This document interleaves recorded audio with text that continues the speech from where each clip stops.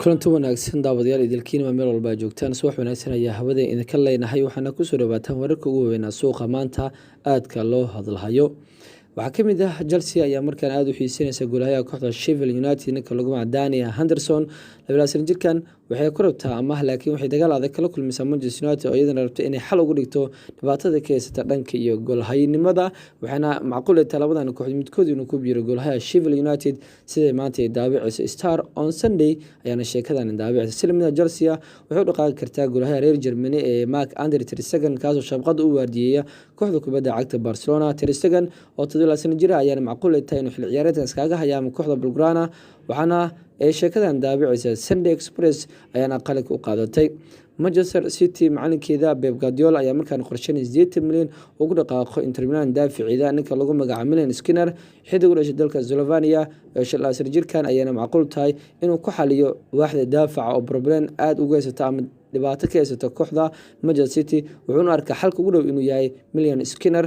Sunday Express ayaana sheekadaasi fahansan. xidiga reer England ninka lagu magacaabo Tammy Abraham ayaana macquul tahay in kooxda kubadda cagta Chelsea oo qandaraas cusub u siixo kaas oo ku sii joogo waqti dheer ah kooxda ka dhimay garoonka Stamford Bridge. Sunday Mirror ayaana sheekadani fahansan. xidiga kooxda kubadda cagta Manchester United Matteo Matic ayaa markaan qandaraas cusub qalinka ugu duugi doona Manchester United maadaama xil ciyaareedkan uu yahay midka ugu wanaagsanaa qandaraaskiisa wuxuu dhamaan doonaa xil ciyaareedkan. Manchester Evening News ayaana sheekadan fahansan. macalinka Arsenal Mikel Arteta ayaana markaan rabaa in Manchester City uu ka soo qaato daaficiisa John Stones 17 jirkan ayaana u arkaa in uu yahay mid ku fiican ba kooxda kubadda cagta Arsenal horan ugu soo maamulay garoonka Etihad Stadium. Team Talk ayaana sheekadani fahansan. laacibkii hore kooxda Juventus ahna macallinka kooxda Real Madrid Zinedine Zidane ayaa markaan aad looga xaqilinaya inuu yimaado magaalada Turin gaar ahaan kooxda Juventus si uu bedel ugu noqdo Maurizio Sarri. macalinkan ayaana aad loola xiriirinaya inuu ku soo biiri karo kooxda kubadda cagta Juventus inkastoo Juventus ay rabtay Pep Guardiola si ku goowday markaan wuxuu aragtaa macalinka saxda ah inuu yahay macallin Zinedine Zidane. sheekadan goal.com ayaana fahansan. Inter Milan ayaa aad u xiiseynaysa Tottenham Hotspur ciyaaryahankeeda daafac ugu ciyaara Jan Vertonghen in si amaah ama si free ay ku hesho maadaama ciyaaryahankan qandaraaska u dhacayo xil ciyaareedkan Smart Inter ayaana sheekadaasi daawacaysa.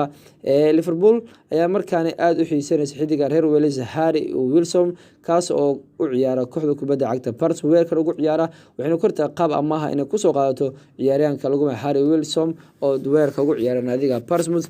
Liverpool Echo ayaana sheekadan saaka fahansan daabacaysa.